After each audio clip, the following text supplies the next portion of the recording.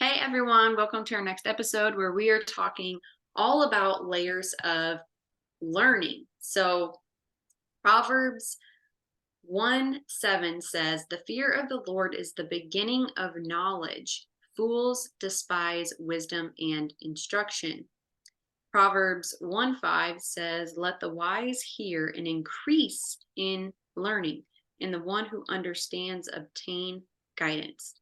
So, Proverbs is telling us that we should be growing in our learning. We should be honestly, like consistently learning every day, every moment. We should be learning and expanding in our knowledge.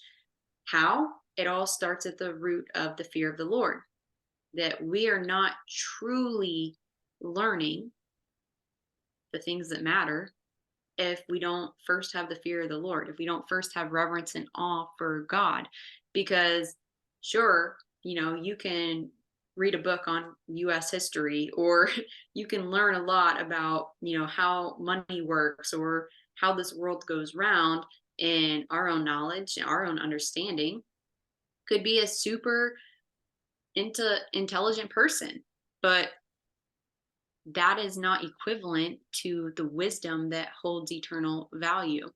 And so when we have wisdom and revelation, we are able to see things from an aerial perspective view rather than like this logical view that we've talked a lot about. So through these layers of learning, for instance, when you were first saved, when you first came to know Jesus, you said, "Jesus, I want to follow you. I want you in my life." Did Jesus immediately heal everything? All of everything that you've ever experienced, did he just heal you? Did he give you all the revelation about how everything came to be, like this and that? Did he like give it all to you in that moment? No. We will one day have that moment, and that is in heaven. But through between now and heaven, there are layers of learning. There are layers of discovering. There are layers of healing that are going to take place as we continue to pursue the Lord, and continue to bow in reverence to him, in fear of him. So when we use the word the fear of the Lord, it's really just recognition of the fact that he's Lord, the fact that he's our Father, the fact that he is full of glory. Like the weight of his glory is so big. And so I feel like there's a twofold, and there's that recognition of, you fear because he's so big and almighty and powerful, but you also fear a life without him because he's so almighty, because he's so powerful, because he holds the world in his hands, because he knows you and he loves you and he calls you his. You fear a life without him. And so when we have that fear of the Lord in us, we are then able to accept all of the wisdom and the knowledge that he has for us, so that we can continue on in our sanctification process in those layers of learning. He will give things to you in layers. And so, you know, you might have a certain issue addressed right when you're newly saved about a certain piece of bitterness in your heart, maybe unforgiveness from a certain person. I know I've experienced this where I'm like, oh, yep, addressing, I have some unforgiveness here. Lord, forgive me for this unforgiveness. Help me get these roots out, and I'll feel relief from that. I'll feel good. And then maybe down the road, I have something that triggers me in a different way. And those roots of unforgiveness kind of come up. And I'm like, okay, now he's showing me a different angle, a different side to that bitterness that was still lingering, that the first time I didn't have the capacity to fully dissect it all for what it is, and find the even deeper roots of that. But now, as I've been growing in him and learning in him, now I have the capacity, the wisdom, the understanding to address this the way he wants me to. And so he will continue to bring situations up until it's completely gone. And sometimes it will be completely removed through our maturity in him on how to address it properly. So it's not always as simple as like, God, take this from me, and it's completely gone. There's things that we have to continue to readdress because we live in a fallen world, right? We still have an issue with sin, even though we are not defined as sinners. We still have an issue with sin. And so we have to continue to readdress sin and repent from it and, ask God to help us overcome it. And that's where his grace comes in. Yes, we should always be learning a lesson. Otherwise, I always look at it as circling this mountain. I'm just going to keep circling this mountain until I learn that lesson that I'm meant to learn before I can take another step up. It's almost like we're always climbing to get closer to God, in essence. Getting closer to God. So the closer that we get, there's layers to that learning. There's layers to our healing. Maybe we've been through trauma or abuse or some horrific moment in our life that it's so deep or it's so ingrained or there's so many layers to it. Because when we think what goes on under the ground, when we plant a seed and the roots that grow, they get intertwined with other roots. And we may break off a root to this one thing over here, but it's still tied to the original seed that was planted. And it takes time. People will ask me sometimes, like, how long is it going to take me to get through this trauma? Or how long is it going to be to undo the thoughts that I have around this particular moment? And I always tell them it's similar to how long did it take you to get wound up in it? I mean, God could instantly just look at us and take the whole thing away. But then what did we learn from it? Did we get our healing from every single lesson that we're meant to learn from that one seed that ended up in multiple roots? And we have to remember, because it's interesting how it's tied back to the whole idea that we always hear that, with God, a day is 1,000 years and 1,000 years a day. Like he could take that 1,000 years away in a day. He could. And sometimes we need to. Maybe it's cancer that he's healing you from. But he may have taken the cancer away, but the feelings and the situations in that moment that led to it and then through that moment may still need lessons. Like, how did you even get there in the first place? Or maybe you weren't even believing in the power of prayer until that moment you were healed. But now you believe it, but there's layers of believing. Right. There's always layers in what God is walking us through. And we have to be at the perfect time and the perfect place, but also the perfect us in that moment, be able to accept and learn from it. Because if he brought us to that layer when we weren't ready to receive what he was trying to tell us, then it would be for naught. I mean, we wouldn't get it. We'd still be circling that mountain again because we weren't ready to receive that information. And I've gone through areas of my life, like anger has been a piece of me. And every time I think it's gone, I'll come back around and God's like, oh, there it is again. I'm like, darn. And it used to make me mad, which I'm already angry, but now I'm irritated because, I thought I dealt with this now. But now I've gotten to this point, I'm like, okay, what are we doing? We're back here again. So obviously, what did I miss that last time? Why wasn't I ready for that? Or maybe it doesn't even matter why I wasn't ready, but now I'm ready. Obviously, you're ready because he brought it back. So trust him in those moments when he brings you back and he peels back this new layer. What am I meant to learn, God? Maybe that last time he pulled back a layer, I didn't ask him. What do I need to learn? I just was like, ugh, I'm here again. Yeah. But when we take that time to understand that there are layers to our learning, there is layers to forgiveness, there's layers to his wisdom, there's even layers to his light and our ability to take it in. If we're not ready to take it in, he literally could turn us to dust. That's another thing. He can't just undo everything just like that because our human flesh would not be able to withstand his full power, which again goes back to that fear of the Lord. Like he could just look at me and I'm dust. He could just like that. I could be dust. Not only that, just like that, he could put something back on me. I mean, I threw it off, but I didn't learn the lesson. He's going to allow it to come back on me because he's more concerned with my heart than with the fact that I'm carrying that again. Right. I needed to learn it. I need to learn it in order to understand him more. And the more that we understand him, the more we can understand each other and the more compassion that we'll have for each other. And I also want to throw this out there too, because as we were talking before we started recording, this thought came to me because the day is 1,000 years, 1,000 year a day. Sometimes what did I do today? Think about it. What action am I doing today that could affect 1,000 years?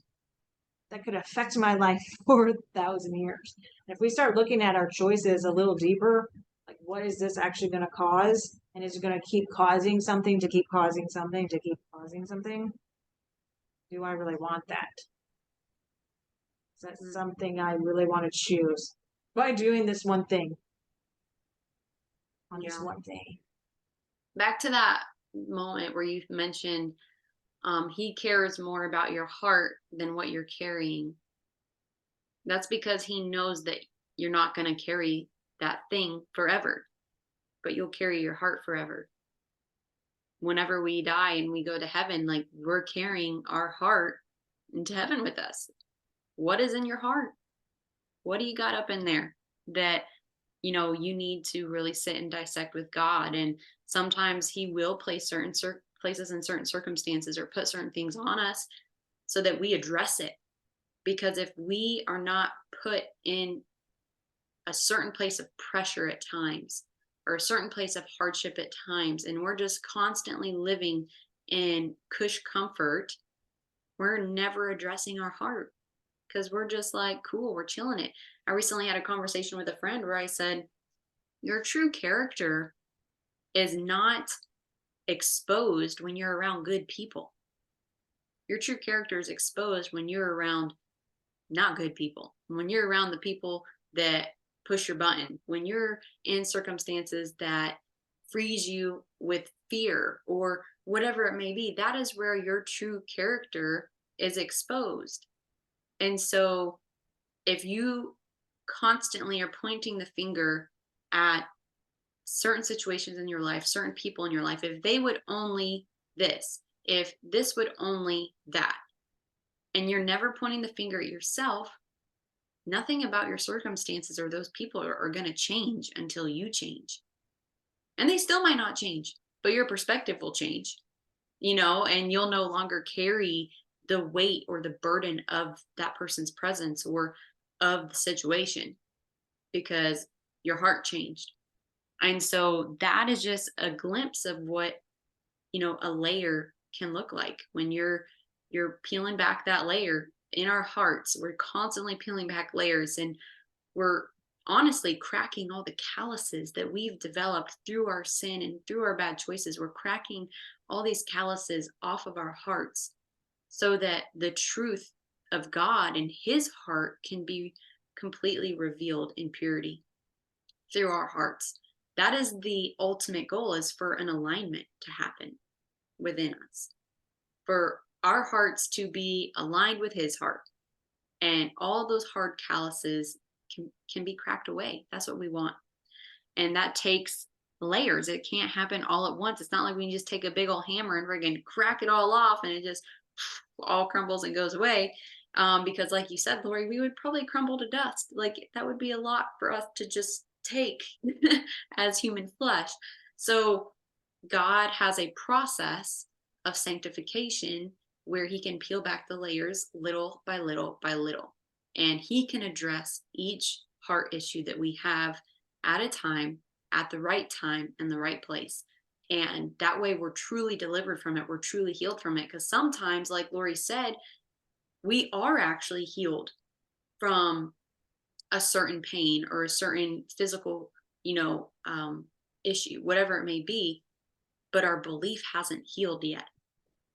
And so sometimes we're choosing to still believe that we're still stuck in a situation we've been freed from. We've already been delivered from it, but you're still chained to it in your head. And so you're going to have to keep readdressing that issue because you haven't believed that you're set free from it.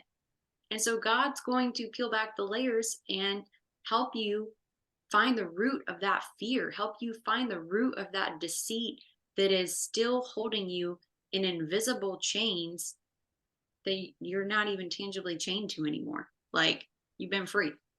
So this whole life journey here is a process of peeling back the layers and also adding layers to, so peeling back the layers to, expose the roots and truly heal, while also putting on the layers of learning and exposure and revelation to the truth of God. And that is what's developing us as Christians, as followers of Jesus. And God is always doing a work in us, but he can't do it unless we allow him to. But it's also more than that. It's not just about him doing a work in us. It's about us doing the work. We cannot be transformed by God, first of all, if we don't let him in, second, if we don't allow him to, and if we don't get on board. We Right. have to be on board. We have to be willing to go through these layers with him, because otherwise, what's the point? He could take it away, but if we didn't learn anything, we didn't get the lesson, we didn't get to learn, Right. then it was for no reason whatsoever. And God doesn't do anything unless there's a reason, a very specific and very poignant reason. Everything he does, everything. So we should be so honored that he loves us so much that he wants us to go through those layers. And I also think about too, like, and he talks about the vine, and we're connected to the vine. But when you look into like a winery and they do grapes every year, they prune every single time before they start another crop. So we have to think about that. He has to prune us every single time in order for us to level up, in order for us to become more of him and to become more of who he's calling us to be. There's layers, there's steps, I always look at it as almost like scabs, because when we get hurt and our soul is actually wounded and we think about like if a cut, it will scab over. But if we don't take care of it and we don't clean it out, then it gets filled with all the nasty junk. So in essence, there's sometimes those layers are scabs, and God has to peel that scab back. And it hurts and it's painful, but in order to get to the healing, we have to allow him to clean all of that out. Right. So we may end up with a scar, but we're no longer carrying all of the things that could infect us because we allow God to peel back that scab and clean it out. And that's a lesson, and it's a learning, and it's making us more able to shine for him, more clear to other people. People start to see us more clearly because we see us more clearly. And then actually, now I'm thinking about this because I've been thinking about branding lately. But in order for us to be branded as God's child, he has to clean us out of all of the worldly junk that we've collected or have allowed to fester. Like for me, it was anger. Anger has been a problem. Anger has been a problem. I'm just going to share that with you. Anger has been something that I layered. God will pull back a layer, and there's that anger again. And I have to go, okay, let's get rid of this. I don't want to be mad. I don't want to be angry at God. It actually makes me think of that movie, A Walk to Remember. And every time, and there's a reason probably, I cry every single time of that scene where she finally tells him that she's sick and he's mad. And she's like, please don't give me a reason to be angry at God. And I remember that I cry every single time. And now I know because I've been angry at God. And that is not a way that we're called to carry, and we don't want to carry that. And so in order for God to take that anger from us, we have to be willing to walk through why we're angry in the first place. Right. And that's usually a doozy, because we're not angry at God just because. Right. I stubbed my toe and now I'm mad at you, God. No. It is much, much deeper, many, many layers when we're angry at him. But And also, I just got to share this. You don't let Satan convince you that because you're angry at God, he's going to spite you, or that you need to carry guilt and shame around it. Yeah. Because God can handle it. I was just going to add to that the layers truly prove like his deep love for us and his deep compassion for us. The fact that he's that patient with us to go through all these layers. He's like, yes, great. They accept me as their Lord and their Savior. Okay, we're going to develop them. I'm going to help them discover and create and just craft and mold into the best version that I have for them here on this earth until they come to heaven. And so honestly, I'm just having this revelation right now that our sanctification process is a reflection of his great patience that he carries. I mean, I think about how impatient that I can be over Like, it's comical. Come on, everyone kind of think about things that you're impatient with, okay? No, it's a fruit of the spirit and we're called to be patient. But we also have moments where we're not patient. And I think about things that, if I'm trying to do something on my phone, all right, this is kind of a funny story. I feel like anyone can relate to this. You're like, all right, I'm just gonna set up this account and set up my profile for this account, right? All right, download the app. Oh, iCloud. Your password isn't, you're not logged into your iCloud. All right, log in. Wrong password. Wrong password. Wrong password. All right, send the confirmation to your email. All right, reset password. Start again in 5 minutes. All right, here you go. Start again. Wrong password. Okay. Anyone with me? I'm just trying to download an app to set up a profile, and this is where I'm at. That is something that I get impatient with. And so I think that we've all been there and we think about, like, that's just a little thing. Like, that's just something that's like not even important, right? That I can get impatient with. And think about how God's creation that he created in his image, how he created this beautiful plan for us to be saved, but then to be by our sides the entire time and be so incredibly patient with us through every up and every down, through every doubt, through every fear, through every peak in our journey, through every revelation, through he is just constantly there right by us and sculpting us and molding us and giving us love and compassion, and he's just being patient with us. Like, you think about how hard it can be to be patient with a toddler. Like, that's literally God with us our whole life. So it really does demonstrate this layering process. It demonstrates his patience and his kindness and his compassion to us. I mean, you could drop the mic right there. Like, he's a loving God. Yeah. But he also does this so that we can see, and this is what I'm hearing him say, is you're stronger than that. You're Mm, stronger than just that first layer. yeah. Stronger than that second layer. You're stronger than that third layer. He's getting us to see ourselves more clearly because of who we are and who we belong to. Mm, When we're just starting out in our faith, it's not saying, now we're babies, but he wants us to see how much more that we can be than yeah. just that first layer. Plus Mm, the verse, because then also made me think of that verse. Let's see, it's in Romans 5. I'm not going to do the whole thing. I'm going to jump down to this part of it. 3. So we have glory in our sufferings because we know that suffering produces perseverance. Perseverance, character, and character, hope.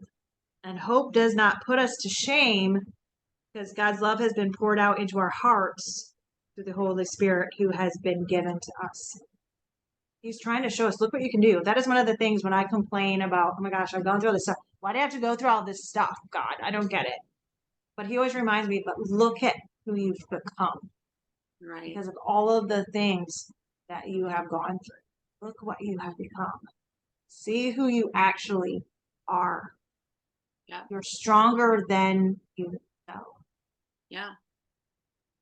That's powerful. And the spirit is willing, right? The flesh is what is constantly fighting us and battling the spirit that says we are capable because he's capable. He has put that within us. And so I love that you shared that, Laurie, that, it's such a great perspective to see where you have come from. That, yeah, there's a long journey ahead. And we're just going to continue to mold and become more of his image, more of what he created us to be. But we can reflect and look back and say, wow, I've come a far way. Like, this is good. Like, he is doing a good work in me. And that's just a great perspective to have. And it honestly is a form of praise and worship to him for what he's done in you. So, is there any last things you want to share on this episode before we close out? Um, just to remember that even though he peels back layers, I feel like he peels back layers of flesh. It's the Mm, spirit that's being built in us. It's taking away a layer of flesh so that our spirit is more. yeah. So that a layer of his spirit can replace that. Yeah. Yeah. That's a good way to end.